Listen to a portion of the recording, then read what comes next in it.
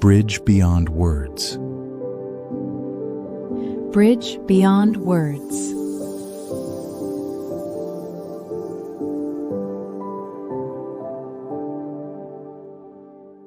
It's the weekend. You have finally made it to Saturday. Barely made it, let's be real. Right, barely. But right now, you're sitting there at your desk, you're staring at an impossibly difficult, just completely unsolvable physics problem. Yeah, the numbers are just blurring together on the page. Exactly. The ticking of the clock is getting louder, the pressure is mounting, and you're faced with a very real choice. Do you stay chained to that chair, forcing yourself to push through the sheer exhaustion? Or do you grab your phone, text a few friends, and completely disappear into a Jubensha shop for the entire afternoon? I mean, if you're anything like the high school students we're focusing on today, your heart has already sprinted straight out the door. Straight to the game table. And honestly, considering the kind of pressure cooker you're living in right now, who could blame you? Nobody. But we also know the reality of what happens when you make that choice. Yeah, the judgment. Right. To parents, to teachers, to basically any outside observer, spending 4 or 5 hours playing a tabletop murder mystery role-playing game, it just looks like a massive luxury. They see the costumes, the thick scripts, the snacks all over the table. And it gets immediately labeled as an expensive, time-wasting hobby. Just a distraction from your studies. They think it's just frivolous play. But you know better. And today, we are doing a deep dive into a fascinating document simply titled Escape. Or escape.docs in its original file name. Yes. And this document completely shatters that whole misconception. For those who might not be in the loop, Jubensha is this wildly immersive, script-based murder mystery game taking the youth by storm. But we're going to uncover the very real, deeply psychological reasons why you and your peers are so drawn to it. Because it is not just a game. Not at all. And that is the entire mission of today's Dip Dive. We're here to validate exactly why this game is not merely some pastime to fill a lazy Sunday. For modern teenagers facing immense, just crushing academic and social pressure, Jubensha is a highly effective, necessary survival tool. Survival tool. I love that. Yeah, it's a structured coping mechanism designed for the demands of a hyper-competitive youth. Okay, let's unpack this. Because to really understand the cure, we have to look at the disease. And the disease is the daily grind. The relentless daily grind. Let's set the scene of your actual real-world reality. The alarm goes off at 6 in the morning. It's usually still dark outside. Oh, always dark. And from the second your feet hit the floor, you're running a marathon.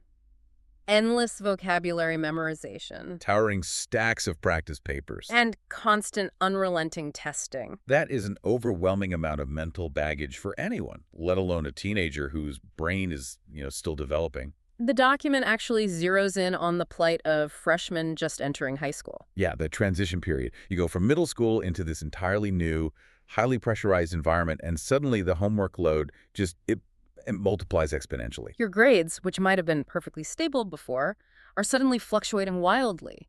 It leaves you feeling completely unmoored. Suffocating is the word that comes to my mind. Suffocating.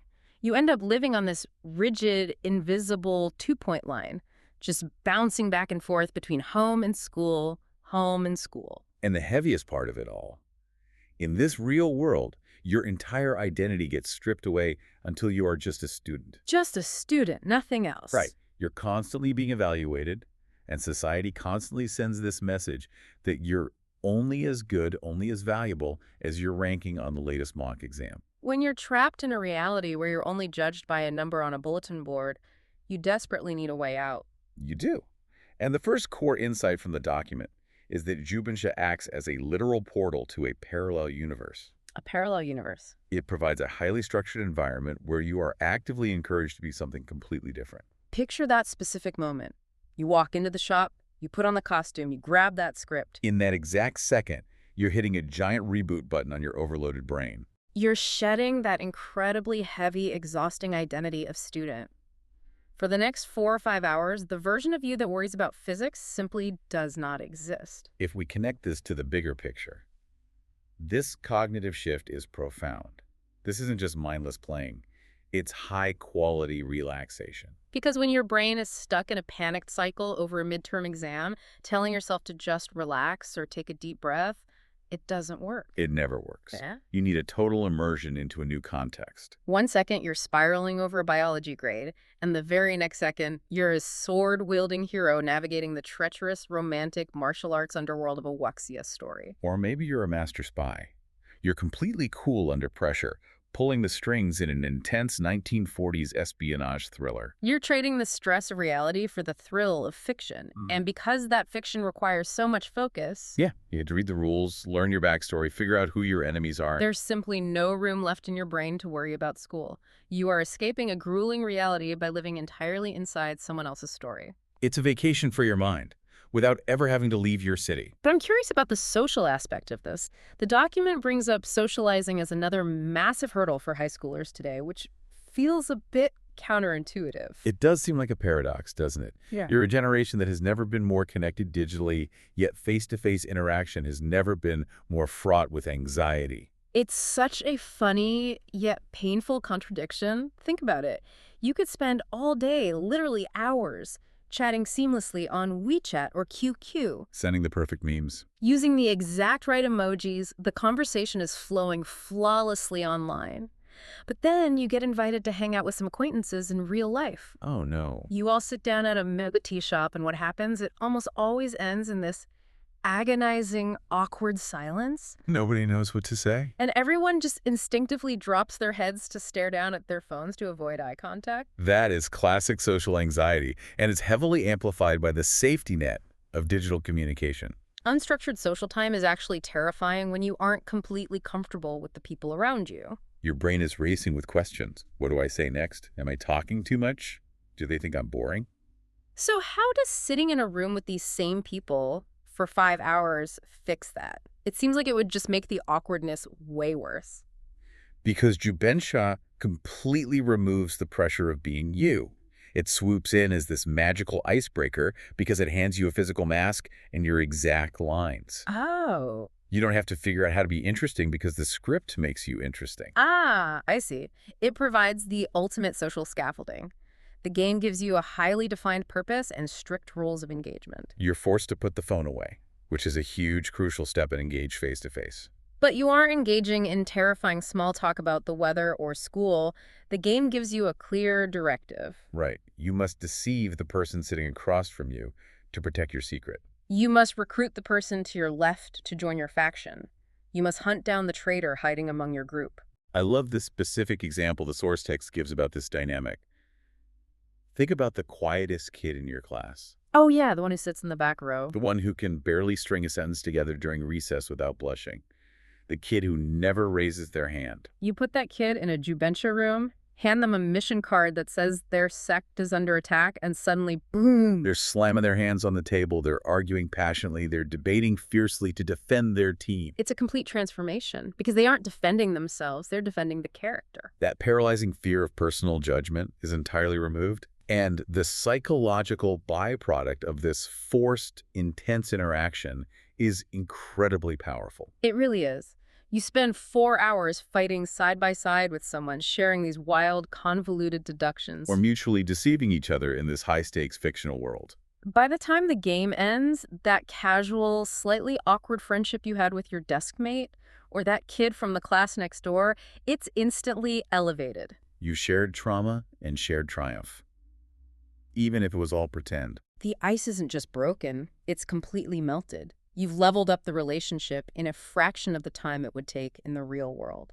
Now, building on that idea of removing the pressure of being yourself, we have to look at another immense pressure teenagers face. Right. And this is perhaps the most poignant insight in the entire escape document.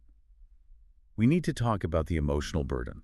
We really do. Because this is something adults often minimize or just brush off. As a teenager, you carry a tremendously heavy emotional backpack every single day. The sharp sting of getting a failed test back and feeling like you've disappointed everyone who believes in you. The gut-wrenching pain of a bitter fight with your best friend. The overwhelming, paralyzing anxiety about your future and getting into a good college. Or just that deep, isolating feeling of being completely misunderstood by your parents. Yet, despite carrying all of this invisible weight, look at what society demands of you. At home and at school, you're forced to play the role of an emotionally stable mini-adult. You're expected to absorb these blows, Keep your chin up, focus solely on your studies, and not make a fuss. There's virtually nowhere in your daily life where it's acceptable to simply fall apart, be messy, and vent. Which brings us to the therapeutic power of what the community calls emotional scripts, or king and bin. These specific types of Jubensha act as an incredibly healthy, desperately needed emotional release valve. It's literally an emotional safe house. These game rooms are practically built to break down your emotional walls. Think about the physical setting the document describes. You're sitting in a dark room. The lights are slowly dimming. The game master cues up this beautiful, sweeping, cinematic background music. And then you start reading. You're reading these profoundly moving, beautifully written stories about themes that hit so close to home. Stories about the silent sacrifices of family members. The unbreakable bonds of friendship. Or sweeping tales of patriotism and devastating loss. The atmosphere is practically begging you to feel something. And because you're immersed in this character, the defensive walls you've built up just to survive high school, they begin to crack. The game gives you societal permission to grieve. Wait, so the game is basically giving them an alibi to cry. Exactly. They can just blame it on the tragic backstory of the character. That's the brilliance of it. It's a designated space where you can literally sob uncontrollably. You can cry until your eyes are swollen, and nobody around that table will think you're weird or weak or overly dramatic. In fact, they'll praise you for it. They'll look at you with deep respect and say you are deeply in character. So what does this all mean? It means that the Jubensha room acts as a catcher's mitt for all your unplaceable, unexpressed pressure. When you're crying over the fictional tragedy of your character, you're simultaneously weeping for your own real-world stress. You're washing away months of accumulated real-life negative energy with fictional tears. You walk into that room carrying the weight of the world, you cry it all out under the safe guise of a role-playing game, and you walk out feeling incredibly light, cleansed, and refreshed. You've essentially tricked your brain into processing your own stress. But hey, it isn't always about tears and heavy emotional lifting, is it? No, sometimes you just want to flex a little bit. Which brings us to the fourth major pillar of why this game is so vital: the intellectual stage. Let's talk about the desperately narrow definition of intelligence that exists in the modern school system. Society constantly beats this drum. The only way to prove you're smart, the only way to prove you have value, is to score exceptionally high on a standardized test paper. If you can memorize a formula and bubble in the right letter on a multiple choice sheet, you're a genius. If you can't, well, you're out of luck. But human intelligence is vastly more diverse than what fits on a Scantron. What about the students who possess razor-sharp, nonlinear logic? What about the kids with incredible, hyper-vigilant observation skills who notice things everyone else misses? Or the ones who can synthesize a dozen disparate pieces of information into one cohesive narrative? A standard multiple-choice test simply cannot measure those types of brilliant minds. And it's so frustrating for those kids. They know they're smart, but the system constantly tells them they aren't. Enter the hardcore deductive scripts. Or Yingye Tuli Ben. These are the pure logic puzzles of the Jubensha world. And they offer a brand new, completely leveled stage for intellectual domination. What's fascinating here is how these games replicate high-level problem-solving without the academic baggage. In a hardcore script, you aren't memorizing isolated facts. You're actively sifting through a mountain of complex, contradictory clues. You're tasked with figuring out the exact, precise mechanics of an impossible locked-room murder. You have to trace convoluted timelines, identify hidden motives, and ultimately point your finger at the true killer. Imagine the pure, unfiltered adrenaline rush of that moment. You've been analyzing clues and debating for hours. Suddenly, the pieces shift in your mind. It clicks. You smack your hand on the table, the whole room goes dead quiet. And you flawlessly, systematically lay out the killer's entire logical sequence, step by step. You expose their fake alibi, you explain the exact mechanical trick of the locked room, and you drop the metaphorical mic. And the entire room, your friends, the game master, they just stare at you in absolute awe. The burst of confidence that comes from that specific type of intellectual victory is profound. It's a feeling of pure intellectual joy. And as the source material points out, it's a feeling of accomplishment that perfectly solving 10 complex math equations in a silent classroom simply cannot give you. Not even close. A math problem gives you a red check mark from a tired teacher. A hardcore script gives you the undeniable public respect of your peers. It proves your genius outside of a test tube. It proves you're clever, resourceful, and sharp in a way that feels intensely real and incredibly satisfying. It validates a different kind of intelligence, one that is highly dynamic and interactive. And when you look at all these elements together, the escape from the daily grind, the structured social interaction, the emotional catharsis, and the intellectual validation, you start to see the full picture of what this phenomenon truly represents for your generation. So let's bring this all together. The next time you're heading out the door to a Jubensha shop and your parents give you that look, The one that asks, "What's so great about this game anyway? Why are you wasting your time?" you don't even need to argue with them. You don't need to try and explain it if they aren't willing to listen. Because you know the absolute truth in your heart. You know that it's far more than a tabletop game. It's a vast, necessary escape from a reality that demands too much of you. It's a cure for the social anxiety bred by a hyper-connected digital world. It's a designated safe room to finally cry out your exhaustion and stress without judgment. And it's a vibrant stage to prove your unique genius outside the rigid confines of an exam room. It is, as the document so beautifully puts it, a warm spiritual shelter. A shelter built specifically for your generation to help you survive the hyper-competitive, incredibly busy, relentlessly exhausting years of your youth. You go into those dimly lit rooms and you cry your own real tears inside other people's stories. And in doing so, piece by piece, script by script, you're actually putting together a truer, braver, more resilient version of yourself. It's a remarkable coping mechanism masquerading as weekend entertainment. And the psychological benefits you're reaping from these sessions are actively fortifying you against the pressures of your daily life. Here's where it gets really interesting, because while you're using this as a temporary escape from high school right now, I want you to think about the long game. The long game, okay. Consider this. Since Jubensha lets you step into a parallel life to relieve the pressure of the present, how might the skills you're secretly mastering in these fictional worlds actually be preparing you for the future? That's a fantastic angle to consider. The skills aren't staying in the room. Think about it. You're learning how to read people's hidden motives. You're practicing persuasive public speaking when you passionately defend your character's innocence. You're mastering complex, out-of-the-box problem-solving under extreme pressure. What if these exact tools, the ones you're honing over a fictional murder on a Saturday afternoon, are the exact, real-world superpowers you'll need to successfully navigate adulthood long after the final high school exams are over? Something to think about the next time you open a script.